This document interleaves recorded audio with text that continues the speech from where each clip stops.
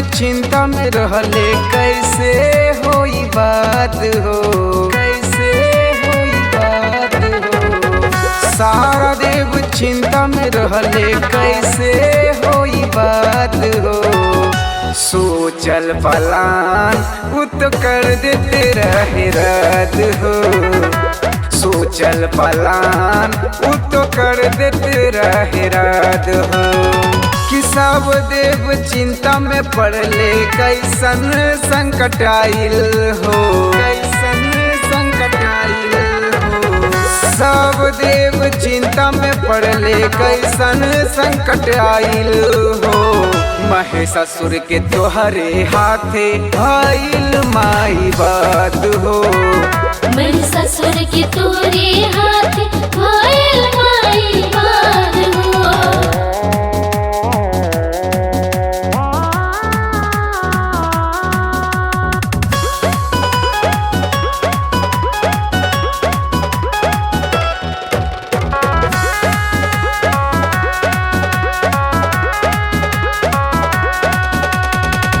रहे वो अधर्मी कैलस देवलोक में बास हो।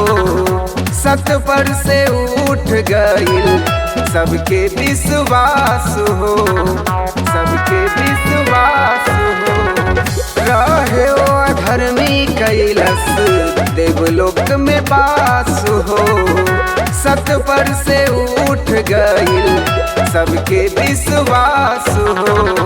ब्रह्मा जी बोलले दौनहु से भिर गईल हो।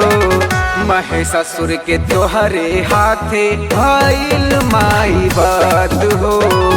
महिषासुर के तोरे हाथे आइल माई बात हो।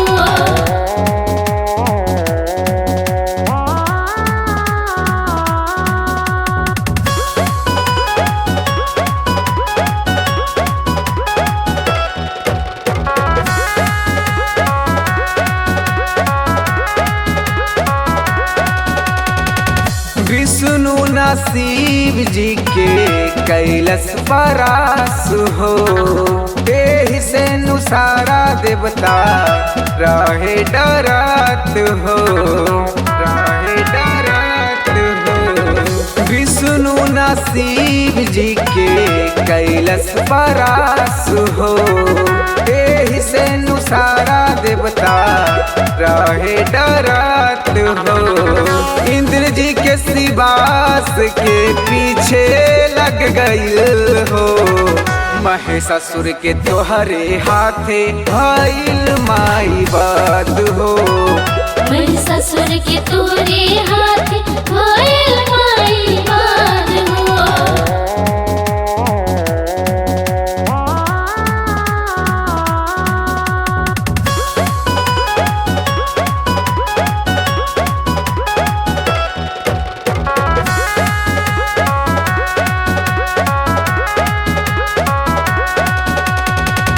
राइटर नरेंद्र लिखले बारे ई कहानियाँ।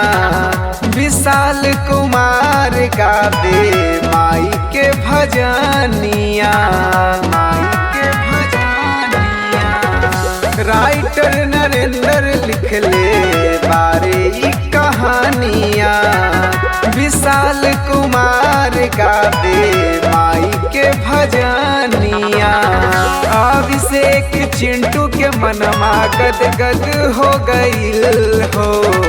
महिषासुर के तोहरे हाथे आइल माई बात हो। महिषासुर के तोरे हाथे आइल माई बात हो।